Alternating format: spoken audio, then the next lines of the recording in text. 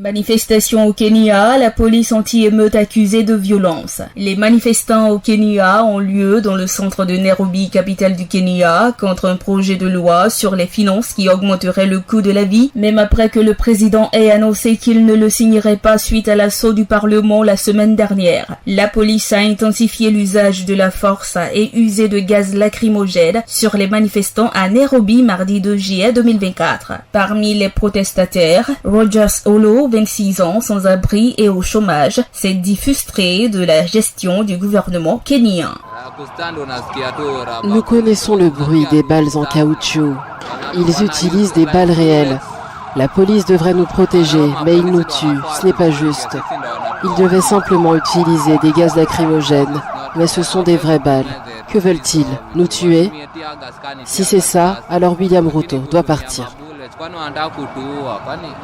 La principale route menant à Mombasa, la deuxième plus grande ville du Kenya, a été fermée alors que les manifestants allumaient des feux de joie. Bien que certains craignent que le président kenyan William Ruto ne change d'avis et ne signe le projet de loi avant la date limite de la semaine prochaine, certains manifestants appellent Ruto à démissionner, l'accusant de mauvaise gestion. Les membres du mouvement de protestation, jeunes mais sans leader, ont déclaré qu'ils ne faisaient pas confiance au président pour mettre en œuvre ces nouveau plan d'austérité. Le président a proposé de dialoguer avec les jeunes Kenyans et a promis des réductions budgétaires pour les déplacements et l'hospitalité de son bureau en réponse à certaines demandes des manifestants. Le principal parti d'opposition du Kenya a appelé mardi le gouvernement de Ruto à assumer la responsabilité des décès survenus la semaine dernière. Notons que les 2 semaines de manifestation ont fait 39 morts selon la Commission nationale des droits humains du Kenya.